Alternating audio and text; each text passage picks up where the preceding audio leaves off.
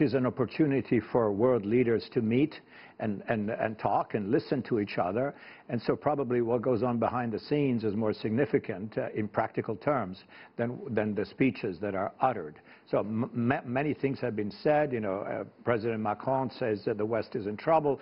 Secretary Pompeo saying, no, we're strong, we're united, we're better than ever. NATO is fantastic and it's working, you know, firing on all cylinders. So there's a lot of discrepancies, and they're not really going to be settled by a unifying document at the end of the conference. Indeed, a lot of these important talks happening on the sidelines. We had one between the Turks and the Russians. Turkey denying that it was flouting its agreement with Russia vis-a-vis Syria. The Russian Foreign Minister Sergei Lavrov calling on the West to reject what he said was this false notion of a Russian threat. What do you make of that? Well, look, the situation in northern Syria is really, really terrible. There are about 3 million people who are surrounded by Syrian forces, aided by the Russian Air Force.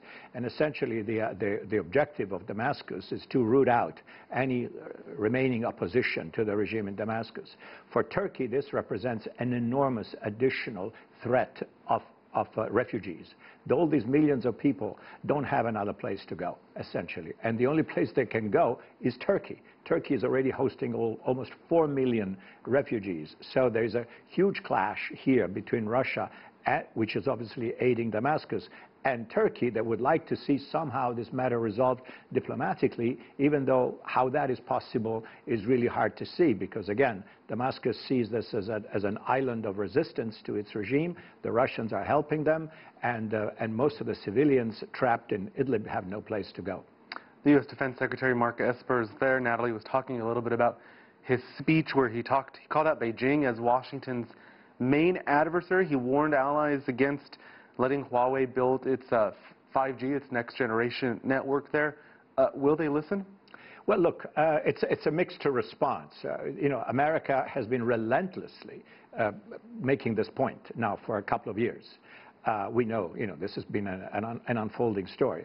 The American claim, officially, is that essentially this private sector company, Chinese private sector company, which is a leader, world leader in its sector, is ultimately an ally of the Chinese government, and you know, in doing the Chinese government bidding, which would include, according to the American allegations, the possibility of eavesdropping or potentially, you know, hoovering, you know, siphoning off information and data from the networks that are enabled by its technology. Of course, China denies the entirety, you know, that this is nonsense, that none of this is true, and America has had a little bit of a hard time convincing everybody. We know lately the British government, which is, you know, a close ally of the United States and part of the restricted group of countries, governments that intimately collaborate on intelligence, the British government has said, well, you know, on second thought, we may allow this technology to be deployed on our soil in Great Britain.